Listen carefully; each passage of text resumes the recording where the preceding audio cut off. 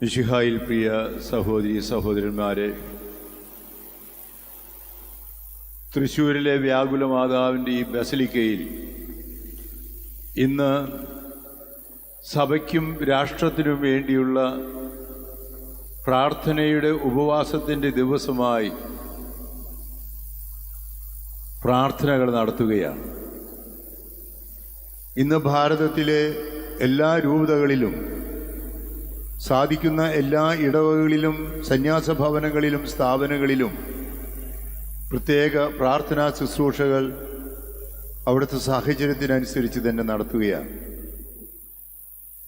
ഇന്ന് നമ്മുടെ ഈ ബസലിക്കയിൽ നടക്കുന്ന പരിശുദ്ധ കുർബാനയും തുടർന്നുള്ള ആരാധനയും ഷെക്കീന TV, മീഡിയ കത്തോലിക്ക തുടങ്ങിയ മാധ്യമങ്ങളിലൂടെ ഭാരതത്തിലെ വിവിധ കത്തോലിക്ക ക്രൈസ്തവർ കണ്ട് പങ്കെടുത്തുകൊണ്ടിരിക്കുകയാണ്. ഈ അവസരത്തിൽ നമ്മുടെ രാഷ്ട്രത്തിലെ എല്ലാ കത്തോലിക്കരോടും ചേർന്ന് ബസലിക്കയിലുള്ള നമുക്ക് ഈ പ്രാർത്ഥനയിൽ പങ്കുചേരാം. ഇപ്പോഴത്തെ മെത്രാൻ സമിതിയുടെ അഖിലേന്ത്യാ മെത്രാൻ സമിതിയുടെ പ്രസിഡന്റ് എന്ന നിലയിൽ കൂടിയാണ് ഇന്ന് ഈ പരിശുദ്ധ കുർബാനയിലും തുടർന്നുള്ള ആരാധനയിലും ഞാൻ പങ്കുചേരുന്നത്. വെള്ളിയാഴ്ച ദിവസം വ്യാകുല മാതാവിൻ്റെ ഈ ദേവാലയത്തിൽ പ്രത്യേക പ്രാർത്ഥനകളുണ്ട്. മനുഷ്യവർഗത്തെ രക്ഷിക്കാൻ വേണ്ടി ഭൂമിയിൽ അവതീർണനായി പീഡകൾ സഹിച്ച് മരിച്ച യേശുവിൻ്റെ ഭൗതിക ദേഹം തൻ്റെ മടിയിൽ വെച്ച് പ്രാർത്ഥിച്ചപ്പോൾ അത് രക്ഷാകര ബലിയായി യേശുവിൻ്റെ സമർപ്പണം പോലെ പരിശുദ്ധ അമ്മയും സമർപ്പിച്ച് അത് രക്ഷയ്ക്ക് കാരണമാകുകയും പ്രതീക്ഷയാകുകയും ചെയ്തതുപോലെ ഭാരതത്തിലെ ക്രൈസ്തവരുടെ സമാധാനത്തിന്, സന്തോഷത്തിന്, രക്ഷയ്ക്ക്, നമ്മുടെ നാടിൻ്റെ നന്മയ്ക്ക് വേണ്ടി നമ്മൾ ഇന്ന് പരിശുദ്ധ അമ്മയോട് ചേർന്ന് ഈശോയെ കൂടി ചേർന്ന് പിതാവിനോട് പ്രാർത്ഥിക്കുകയാണ്. ഇന്നത്തെ സുവിശേഷത്തിൽ ഈശോ ലൂക്കായുടെ സുവിശേഷത്തിൽ 22-ാമത്തെ അധ്യായത്തിൽ പറഞ്ഞത് 41-ാമത്തെ വാക്യത്തിൽ ഉണർന്നിരുന്ന് പ്രാർത്ഥിക്കാനാണ്. ഈശോ എല്ലാ പ്രതിസന്ധികൾക്കും പ്രശ്നങ്ങൾക്കും പരിഹാരമായി പറഞ്ഞത് ഉണർന്നിരുന്ന് പ്രാർത്ഥിക്കാനാണ്. പ്രലോഭനത്തിൽ ഉൾപ്പെടാതിരിക്കാൻ പ്രാർത്ഥിക്കണം. ദുഃഖങ്ങളും സഹനങ്ങളും അതിനെ അതിജീവിക്കാൻ കഴിയുമെങ്കിൽ ഈ പാനപാത്രം അകന്നു പോകട്ടെ എന്ന് പ്രാർത്ഥിച്ച് ഈശോയ്ക്ക് മാലാഖയുടെ ആ സാമീപ്യത്തോടുകൂടി ശക്തി ലഭിക്കാനായിട്ട് പ്രാർത്ഥിക്കുകയാണ്. മരണത്തെ തോൽപ്പിച്ച് ഉത്ഥാനം ചെയ്യാൻ രക്തം വിയർപ്പ് തുള്ളി ആയെങ്കിലും ആ വിയർപ്പ് തുള്ളികൾ, ആ രക്തം മറ്റുള്ളവർക്ക് നന്മയ്ക്ക്, രക്ഷയ്ക്ക് കാരണമാകത്തക്ക വിധത്തിൽ പ്രാർത്ഥിക്കുകയാണ്. നമ്മളിന്ന് ഭാരതത്തിന് വേണ്ടി പലതരത്തിലുള്ള പ്രതിസന്ധികൾ നേരിടുന്ന ക്രൈസ്തവർക്ക്, ലോകത്തിൻ്റെ വിവിധ ഭാഗങ്ങളിൽ നേരിടുന്ന ക്രൈസ്തവർക്ക് വേണ്ടി, നമ്മുടെ നാടിന് വേണ്ടി, നമ്മുടെ കുടുംബങ്ങൾക്ക് വേണ്ടി പ്രാർത്ഥിക്കുകയാണ്. വിശുദ്ധ പൗലോസ്ലീഹ തിമോത്തിക്ക് എഴുതിയ 1-ാം ലേഖനത്തിലെ 2-ാമത്തെ അധ്യായത്തിൽ 1-2 വാക്യങ്ങളിൽ ഇപ്രകാരം പറയുന്നുണ്ട്: എല്ലാവർക്കും വേണ്ടി പ്രാർത്ഥനകളും അപേക്ഷകളും മധ്യസ്ഥ പ്രാർത്ഥനകളും ഉപകാരസ്മരണകളും അർപ്പിക്കണമെന്ന് ഞാൻ നിങ്ങളെ ആദ്യമേ ആഹ്വാനം ചെയ്യുന്നു. എല്ലാ ഭക്തിയിലും വിശുദ്ധിയിലും ശാന്തവും സമാധാനപൂർണവുമായി ജീവിതം നയിക്കാൻ നമുക്ക് ഇടയാകത്തക്ക വിധം രാജാക്കന്മാർക്കും ഉന്നത സ്ഥാനീയർക്കും വേണ്ടിയും ഇപ്രകാരം തന്നെ ചെയ്യേണ്ടതാണ്. പൗലോസ്ലീഹ പറയുന്നത് എന്താണ്? വിശുദ്ധി ലഭിക്കാൻ, ശാന്തി ലഭിക്കാൻ, സമാധാനപൂർണമായി ജീവിതം നയിക്കാൻ നമുക്കെല്ലാവർക്കും ഇടയാകത്തക്ക വിധത്തിൽ എല്ലാവരും തന്നെ അപേക്ഷിക്കണം, മധ്യസ്ഥ പ്രാർത്ഥനകൾ നടത്തണം, ഉപകാരസ്മരണകൾ നടത്തണം. അത് ആർക്കൊക്കെ വേണ്ടി? എല്ലാവർക്കും വേണ്ടി. പ്രത്യേകിച്ച് 2 വാക്കുകൾ, രാജാക്കന്മാർ, ഇന്ന് ഭാരതത്തിലെ നമ്മുടെ രാഷ്ട്ര നേതാക്കന്മാർക്ക്, സഭാ നേതാക്കന്മാർക്ക്, ഉന്നത സ്ഥാനീയർക്കൊക്കെ വേണ്ടി പ്രാർത്ഥിക്കണം. പൗലോസ്ലീഹ പറഞ്ഞ ഈ വാക്കുകളാണ്, ഈശോ ആവശ്യപ്പെട്ട വാക്കുപ്രകാരമാണ് നമ്മൾ ഇപ്പോൾ പ്രാർത്ഥിക്കുന്നത്. 2024 ജനുവരി 31 മുതൽ ഫെബ്രുവരി 7 വരെയുള്ള ദിവസങ്ങളിൽ ഇന്ത്യയിലെ കത്തോലിക്ക മെത്രാൻ സമിതിയിൽ ഏകദേശം 170 മെത്രാന്മാർ ഒരുമിച്ച് കൂടി ഇന്നത്തെ നമ്മുടെ സഭയുടെ, ഇന്നത്തെ നമ്മുടെ രാഷ്ട്രത്തിൻ്റെ, ഇന്നത്തെ ലോകത്തിൻ്റെ ഇവിടുത്തെ പ്രതിസന്ധികളെ, പ്രശ്നങ്ങൾ, നന്മകൾ പോരെ ഇതേക്കുറിച്ചൊക്കെ വിലയിരുത്തി. അതിൻ്റെ വെളിച്ചത്തിൽ ഒരു സന്ദേശം, സ്റ്റേറ്റ്മെൻറ്റ്, ഒരു സന്ദേശം ഭാരതത്തിലെ ക്രിസ്ത്യാനികൾക്ക് മുഴുവൻ, കത്തോലിക്കർക്ക് മുഴുവനായിട്ട് നൽകി. അതിൻ്റെ അടിസ്ഥാനത്തിലാണ് മാർച്ച് 22-ാം തീയതി വെള്ളിയാഴ്ച ഭാരതത്തിലെ എല്ലാ കത്തോലിക്കരും പ്രാർത്ഥനയുടെ, ഉപവാസത്തിൻ്റെ, സഭയ്ക്കും രാജ്യത്തിനും വേണ്ടിയുള്ള പ്രാർത്ഥനയായിട്ട് ചെലവഴിക്കണമെന്ന് പറഞ്ഞത്. അതിന് പ്രകാരമാണ് നമ്മൾ ഇന്ന് ഇപ്പോൾ ഈ ബസിലിക്കയിൽ, കുടുംബത്തിൽ, സന്യാസ സമൂഹത്തിൽ, അങ്ങനെ വിവിധ സ്ഥലങ്ങളിൽ ഇന്ന് പ്രാർത്ഥനാ ദിനമായിട്ട് ആചരിക്കുന്നത്.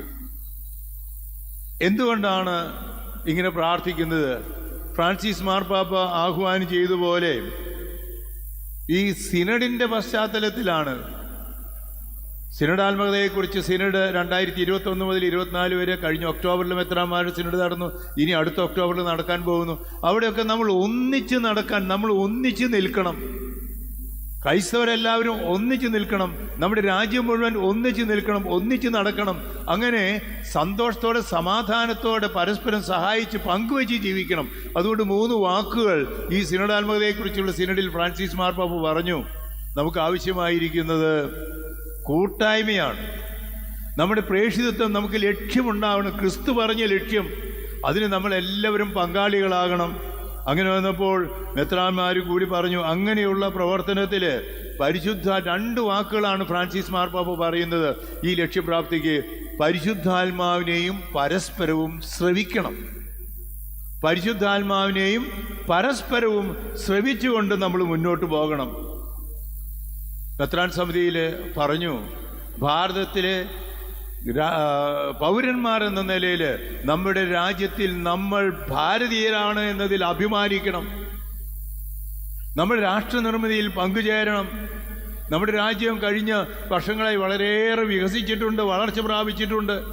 അപ്പം അതുകൊണ്ട് നമ്മുടെ ഒരു ഭാരതീയരെന്ന നിലയിൽ നമ്മളെല്ലാവരും അഭിമാനിക്കണം എന്നതാണ് ആദ്യം തന്നെ പറഞ്ഞത്.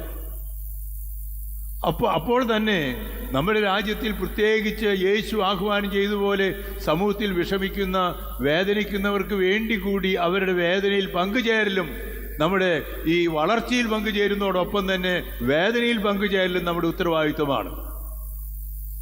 വളരെയേറെ വളർച്ച വന്നിട്ടുണ്ടെങ്കിലും അത് നമ്മുടെ നാട്ടിലെ പാവപ്പെട്ടവരിലേക്ക് എത്തിച്ചേർന്നിട്ടുണ്ടോ എന്നുള്ള ആശങ്ക പിതാക്കന്മാർ പങ്കുവെക്കുകയുണ്ടായി.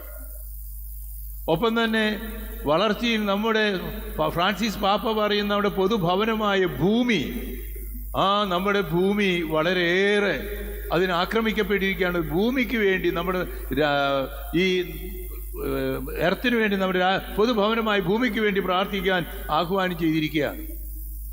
വളർച്ചയോടൊപ്പം തന്നെ നമ്മുടെ പ്രതിസന്ധികൾ അവിടെ പറയുന്നുണ്ട്. നമ്മുടെ നാട്ടിലെ വർഗീയത, നിരീശ്വരത്വം, മൗലികവാദം, നിസ്സംഗത, അങ്ങനെ അതൊക്കെ വളരുന്നതുകൊണ്ട് നമ്മുടെ പള്ളികളും സ്ഥാപനങ്ങളും ഒക്കെ ചിലപ്പോഴൊക്കെ ആക്രമിക്കപ്പെടുന്നുണ്ട്. വൈദികരെ, സിസ്റ്റേഴ്സിനെയൊക്കെ ആക്രമിക്കപ്പെടുന്നുണ്ട്. അതുകൊണ്ട് ഇവിടെ എല്ലാവർക്കും സമാധാനത്തോടെ ജീവിക്കാനുള്ള അന്തരീക്ഷമുണ്ടാകാൻ എല്ലാവരും സഹകരിക്കാൻ വേണ്ടി പ്രാർത്ഥിക്കാനായിട്ട് ആവശ്യപ്പെട്ടിരിക്കുകയാണ്. നമുക്ക് മനോഹരമായൊരു ഭരണഘടനയുണ്ട്. ആ ഭരണഘടനയെ, അത് sovereign, socialist, secular, democrat, republic എന്ന മനോഹരമായ ഭരണഘടന സംരക്ഷിക്കപ്പെട്ട് അതിൽ അഭിമാനിച്ചുകൊണ്ട് തന്നെ ന്യൂനപക്ഷ അവകാശങ്ങളും അതുപോലെ തന്നെ മതസ്വാതന്ത്ര്യവും എല്ലാം കാത്തു പരിപാലിച്ചുകൊണ്ട് നമ്മുടെ രാജ്യം മുന്നേറാൻ വേണ്ടി, നമ്മുടെ രാഷ്ട്രത്തിന് വേണ്ടി, രാഷ്ട്ര നേതാക്കന്മാർക്ക് വേണ്ടി, എല്ലാ പൗരന്മാർക്ക് വേണ്ടി, എല്ലാവർക്കും വേണ്ടി നമ്മൾ പ്രാർത്ഥിക്കുകയാണ്. അതിൽ പ്രത്യേകിച്ച് പറഞ്ഞു, നമ്മുടെ മാർഗം അതൊരിക്കലും ശത്രുതയുടേതാകാൻ പാടില്ല. ഒരിക്കലും അത് യുദ്ധത്തിൻ്റേത്, ആക്രമത്തിൻ്റേതാകാൻ പാടില്ല. നമ്മുടേത് പ്രാർത്ഥനയുടേതാണ്, നമ്മുടേത് നോൺ വയലൻസിൻ്റേതാണ്, നീതിയുടേതാണ്, നമുക്കൊക്കെ സൗഖ്യത്തിനാണ്, അനുരഞ്ജനത്തിൻ്റേതാണ്. ഈ പാതയാണ് നമ്മൾ സ്വീകരിക്കുന്നത്. അതുകൊണ്ടാണ് ഭാരതത്തിന് വേണ്ടി നമ്മുടെ ക്രൈസ്തവർ പലതരത്തിലുള്ള പ്രതിസന്ധികൾ നേരിട്ട് കൊണ്ടിരിക്കുമ്പോൾ നാടിനു വേണ്ടി പ്രാർത്ഥനാ ദിവസമായി ഇന്ന് ആചരിക്കാൻ പറഞ്ഞത്. അതുകൊണ്ട് ഈ ദിനം ഭാരതത്തിന് വേണ്ടി നമ്മൾ എല്ലാവരും സമർപ്പിക്കുകയാണ്. അവിടെ നമുക്ക് അഭിമാനബോധം ഉണ്ടാകണം. ആനുപാതികമായി വളരെ ചെറിയൊരു ശതമാനം മാത്രമേ ക്രൈസ്തവരുള്ളൂ എങ്കിലും കഴിഞ്ഞ കാലഘട്ടങ്ങളിലും ഇന്നും ഭാരതത്തിൻ്റെ രാഷ്ട്ര നിർമ്മിതിയിൽ അത് വിദ്യാഭ്യാസ രംഗമാകട്ടെ, ആതുര ശുശ്രൂഷ രംഗമാകട്ടെ, സാമൂഹിക സേവനമാകട്ടെ, കാർഷിക രംഗമാകട്ടെ, അങ്ങനെ വിവിധ മേഖലകളിൽ ആനുപാതികമായി നോക്കുമ്പോൾ മറ്റുള്ള എല്ലാ സമുദായത്തെക്കാൾ കൂടി നമ്മുടെ രാഷ്ട്രത്തിന് വേണ്ടി ഏറ്റവും മുന്നിൽ നിന്ന് പ്രവർത്തിച്ച ഒരു സമുദായം എന്ന നിലയിൽ ക്രൈസ്തവരെ നമ്മൾ അഭിമാനിക്കേണ്ടതാണ്.